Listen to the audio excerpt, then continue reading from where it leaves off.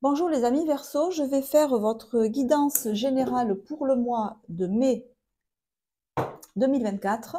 Donc ce tirage s'adresse aux personnes qui sont influencées par les énergies qui correspondent au signe astrologique des Verseaux, que ce soit votre signe solaire, que ce soit votre ascendant ou que ce soit votre signe lunaire.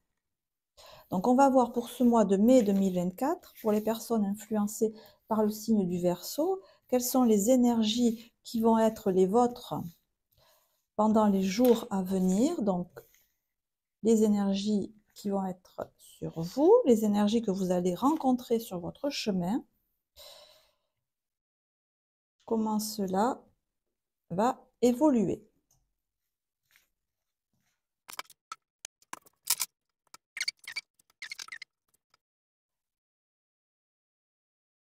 Sur vous, vous avez l'énergie du mat avec le 4 de bâton à l'endroit, qui montre que vous avez vraisemblablement pris une décision, entamé une nouvelle action, un nouveau départ. Pour ce faire, vous avez dû sûrement laisser, alors pas laisser de côté, mais vous voyez le mat, il voyage léger. Il a juste un baluchon.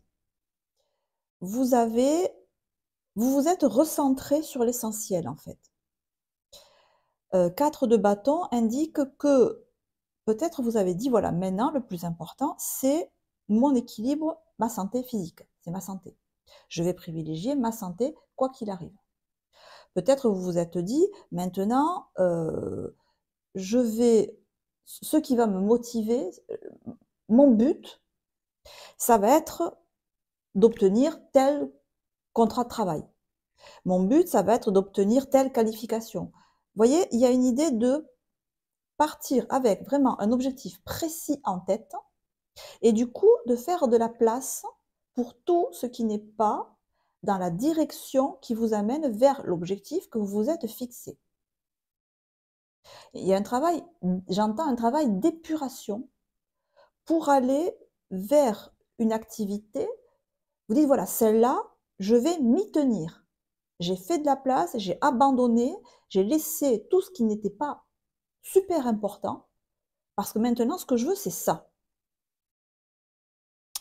On voit que pour prendre cette décision, ou dans le cadre de cette décision, ou dans cette action, vous êtes vraisemblablement aidé par des gens qui vous aiment, ça peut être votre famille, vos conjoints, des amis proches.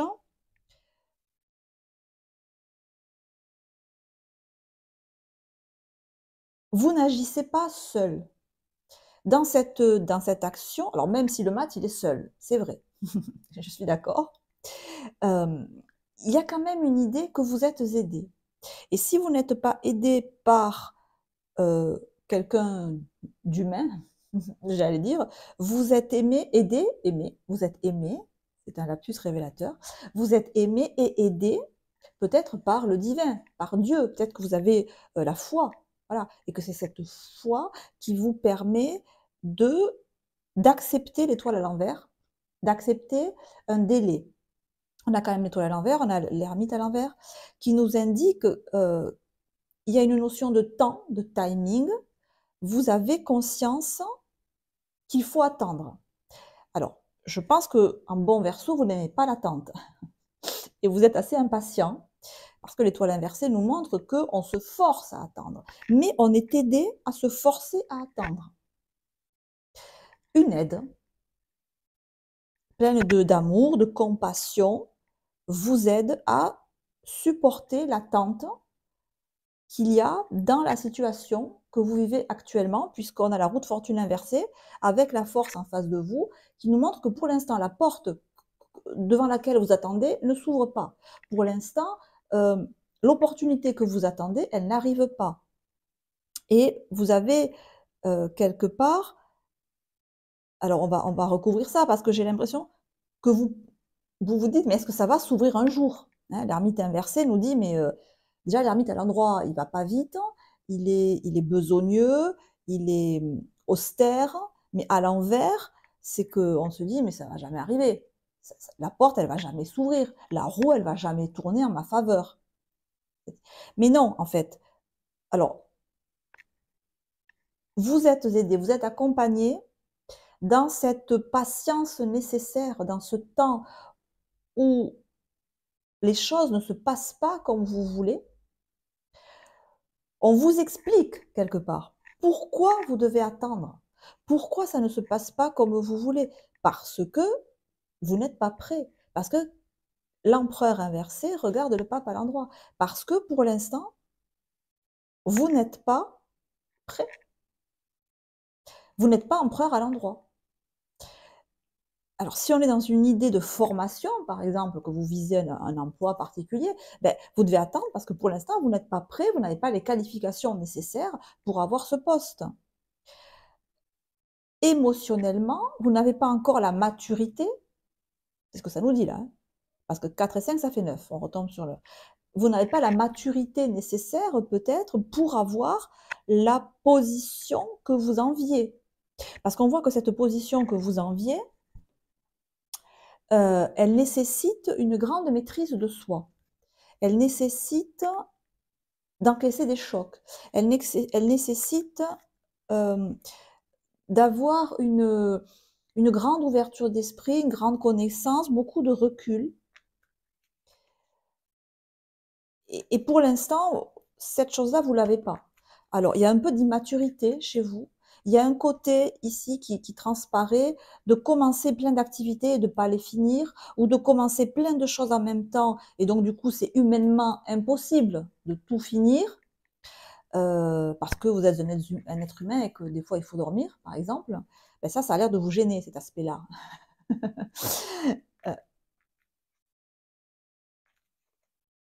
Ça vous demande,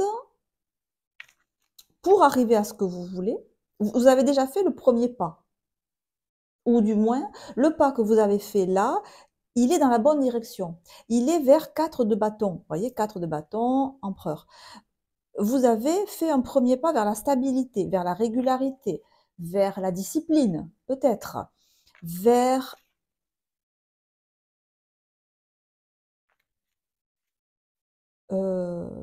vers la rigueur, vers la rigueur.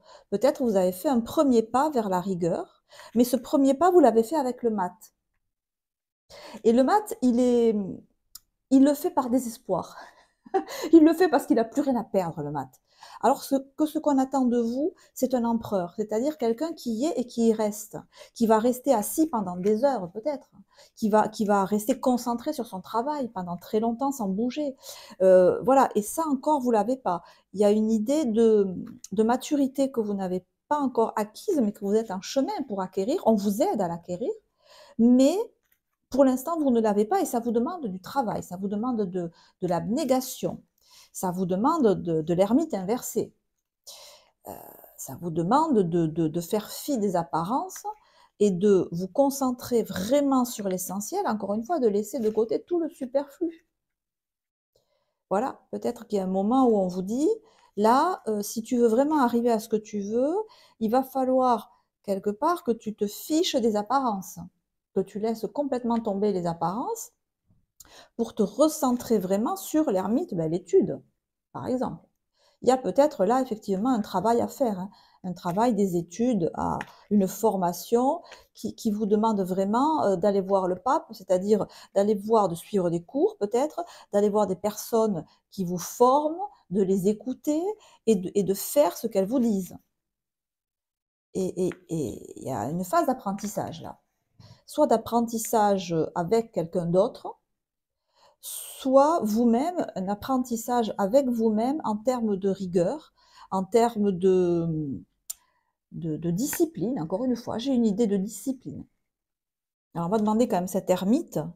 Ah, et on a l'idylle.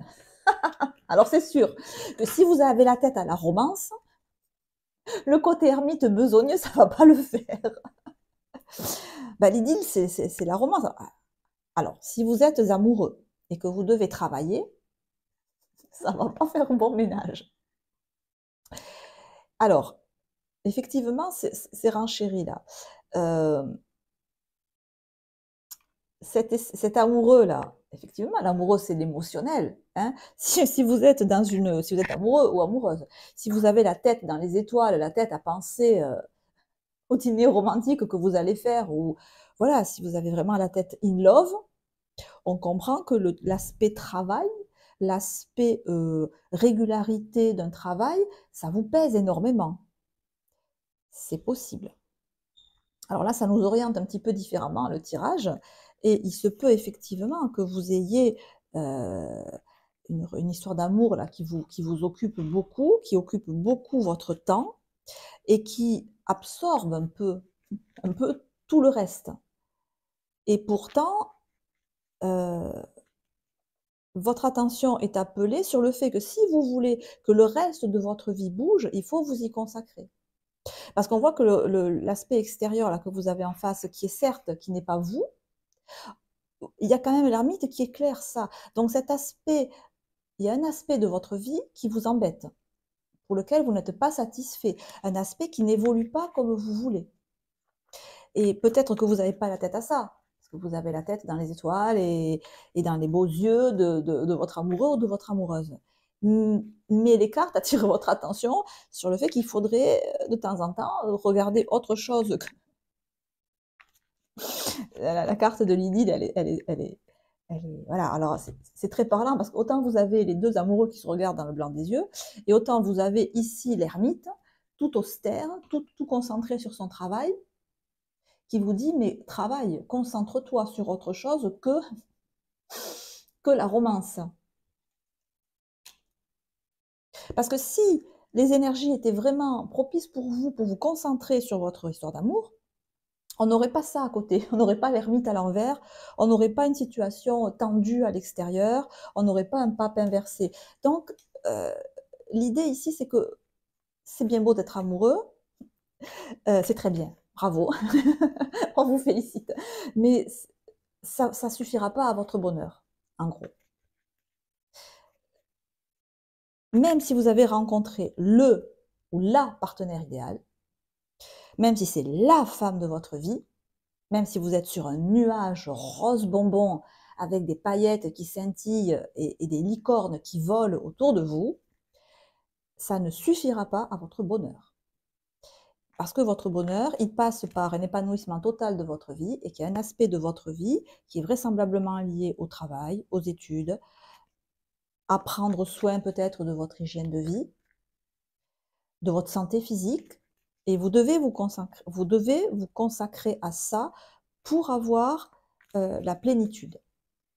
Sinon, vous n'allez être épanoui que dans un domaine de votre vie, et vous savez très bien que ce n'est pas suffisant. Alors, sur cette roue de fortune inversée, on a l'harmonie, on a le soleil en balance. Alors, ce soleil en balance, là, il m'interpelle. Il m'interpelle parce qu'on reste avec le soleil en balance dans une idée, on est dans la balance, donc on est dans une idée d'émotionnel, de bien-être, d'épanouissement. On reste dans cette énergie-là, dans cette fluidité émotionnelle d'amour amoureux, de sentimentalisme, de relations passionnées, idylliques. Et ça m'interpelle parce que est-ce que la personne qui vous fait autant avoir des étoiles dans les yeux, elle est aussi bienfaitrice pour vous que ça en a l'air?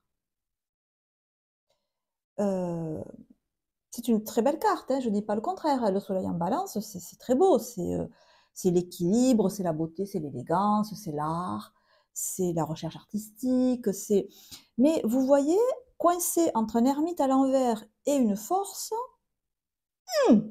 est-ce que la personne en face de vous ne vous fait des belles promesses qui vous font peut-être tourner la tête? Est-ce que ces belles promesses, elle peut les tenir? Parce que si c'est quelqu'un qui a la force à côté, avec un ermite et sur une roue de fortune à l'envers, est-ce que c'est quelqu'un qui est libre en fait? Voilà, est-ce que la personne avec qui vous vous voyez vivre sur un nuage rose, c'est pas quelqu'un qui tire un peu des plans sur la comète, qui vous embobine en fait, et qui n'est pas libre du tout, et qui ne joindra pas ses promesses d'actes concrets. Et on a le pouvoir, on a la lune en scorpion. Alors là, on avance lentement mais sûrement vers de la dépendance affective avec quelqu'un qui a un pouvoir sur vous. Alors, un pouvoir que vous lui donnez, mais vous lui donnez de bon cœur parce que vous vous dites: Je crois en tes promesses, je crois en ce que tu me dis. Parce que c'est beau, parce que c'est mon idéal de vie, parce que c'est l'amour, parce que tu me promets l'amour éternel, tu me promets le bonheur absolu à tous les étages, et que ça a sur vous, sur votre lune en fait, sur votre émotionnel, ça a beaucoup de pouvoir. Et est-ce que c'est vraiment... Ça a trop de pouvoir, quoi qu'il en soit, ça vous met dans une situation d'attente. Alors de soumission, je ne sais pas, mais d'attente certainement. Et cette attente-là, imposée, euh, j'ai l'impression qu'il y a tout en vous qui attend ça. Tout. Tout en vous attend ça. Est-ce que vous pouvez vous y fier? 4 de coupe. Ne pas voir une opportunité merveilleuse, ne pas saisir, distraction de la vie quotidienne, mécontentement ou ennui, perdu dans votre propre monde, réveillez-vous. Vous êtes effectivement, autant il y a eu un élan là, très positif, vous partez dans une direction que vous voulez atteindre, et là, en ce mois de mai, j'ai l'impression que vous vous égarez. Alors, c'est pas que vous vous égarez dans quelque chose de négatif. Je dis pas ça parce que c'est quand même de bonnes cartes. Je dis pas que vous avez en face de vous quelqu'un de malhonnête. Mais ça vous détourne de votre objectif, là. Ça vous détourne du but que vous vous êtes fixé de réaliser, 4 de bâton, quelque chose de concret. Alors peut-être ce quelque chose de concret, c'est que vous voulez vous unir à la personne en question. Vous voulez vivre avec cette personne, vous voulez vous marier avec cette personne, vous voulez... et que vous attendez ça, en fait.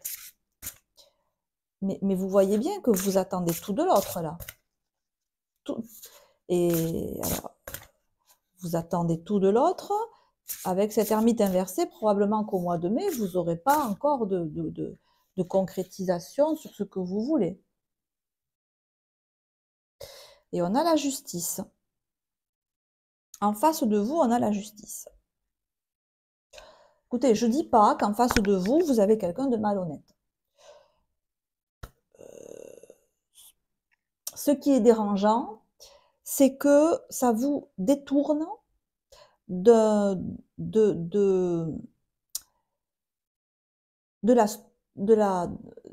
la structuration de votre personne.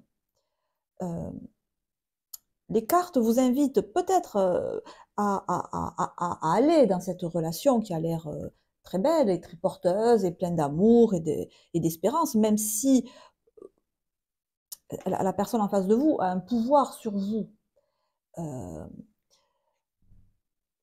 et que donner du pouvoir à quelqu'un sur nous, c'est toujours dangereux. Voilà. Il faut rester son propre maître, en fait.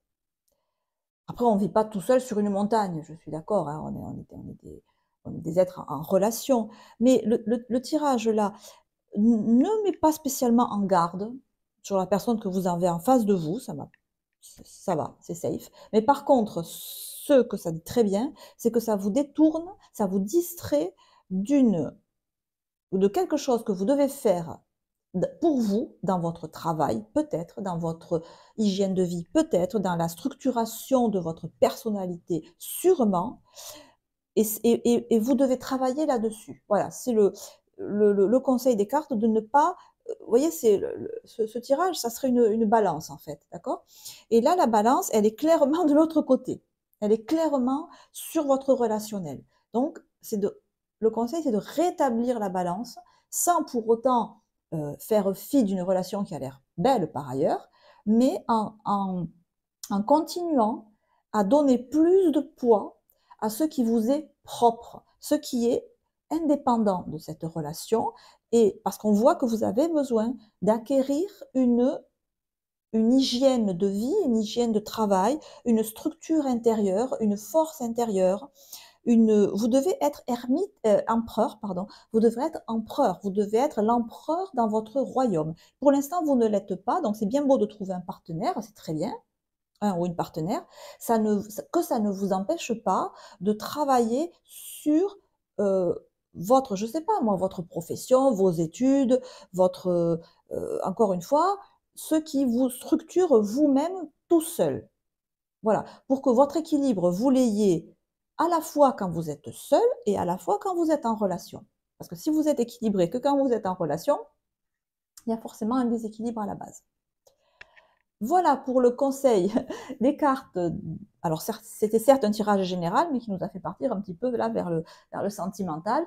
Bon, quoi qu'il en soit, on se retrouvera pour faire un tirage purement sentimental, puis un tirage professionnel quand j'aurai fait toutes les guidances générales. Les amis Verseaux, prenez soin de vous, je vous embrasse, on se retrouve très bientôt. Ciao, ciao.